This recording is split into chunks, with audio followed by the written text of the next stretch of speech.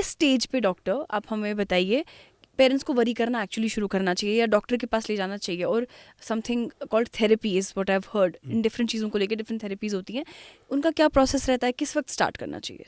जो बच्चे की डेवलपमेंट होती है, जैसे मैंने पहले भी बताया कि अगर प्रीटर्म बच्चा है तो उसको थोड़ा कब जन्म हुआ था, कितना पहले जन्म हुआ था, उसके हिसाब से एडजस्ट करके हमें देखना पड़ता है, क्योंकि उतना टाइम उसको देना पड़ेगा। सिमिलरली हर बच्चे का जो डेवलपमेंटल माइलस्टोन्स होते हैं उसमें 2-3 महीने आगे पीछे हो सकता है, बट एक कट ऑफ जो रेंज टर्म बेबीज़ के लिए बताई जाती है कि 2 महीने में बच्चा विजुअल फिक्सेशन करता है कि आप अगर उसकी तरफ देखोगे तो बच्चा आपकी तरफ देखेगा।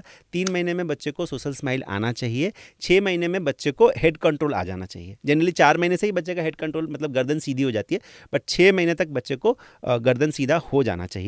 9 मंथ्स का बेबी जो है उसको सिटिंग विदाउट सपोर्ट आना चाहिए, मतलब बिना सपोर्ट के भी बच्चा बैठना चाहिए और माँ बा डा ऐसे थोड़ा बहुत बोलना, बच्चे को आवाज़ करना शुरू करना चाहिए। और 1 साल का बच्चा विदाउट सपोर्ट खड़ा होना चाहिए, मतलब बिना किसी सहारे का भी बच्चा थोड़ी देर के लिए ज़रूर खड़ा होना चाहिए। और 18 महीने के बच्चे को चलना सीखना चाहिए। अगर ये सारी माइलस्टोन्स आपके बच्चे में किसी भी समय पर लग रहा है कि ये एज वाइज नहीं आ रही है, हम चार्ट लगा देंगे, तो अगर ऐसा नहीं है तो आप ज़रूर अपने पीडियाट्रिशियन से मिलें।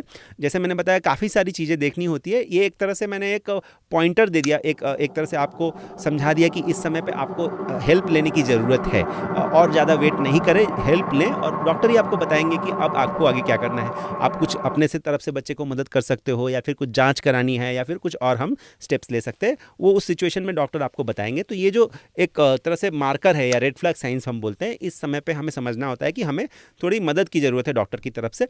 और इसमें एक अलग तरह के डॉक्टर्स भी होते हैं जिनको हम पीडियाट्रिक न्यूरोलॉजिस्ट, मतलब बच्चे के ब्रेन के डॉक्टर, या डेवलपमेंटल पीडियाट्रिशियन, मतलब जो बच्चों की डेवलपमेंट को देखते हैं, ऐसे डॉक्टर के पास भी कभी कभी हमें जाना पड़ता है, और वो और भी अच्छी तरीके से ज़्यादा एक्सपीरियंस के साथ इन चीज़ों में मदद कर पाते हैं। और इन डॉक्टर्स के पास भी जब जाते हैं तो अलग अलग तरह की प्रॉब्लम, जैसे मान लीजिए स्पीच में अगर बच्चे को देरी हो रही है तो कुछ स्पीच थेरेपी में भी मदद होती है। उसमें क्या करते हैं, या तो अगर थोड़ी बहुत प्रॉब्लम है तो स्पीच थेरेपिस्ट जो होते हैं वो मदर पेरेंट्स को ही सिखा देते हैं कि बच्चे को कैसे सिखाना है बोलना, किस तरह से बच्चे की हेल्प करनी है। और अगर थोड़ा ज़्यादा प्रॉब्लम होती है तो वो स्पीच थेरेपी कुछ समय तक करने से बच्चा फिर बोलना सीखता है।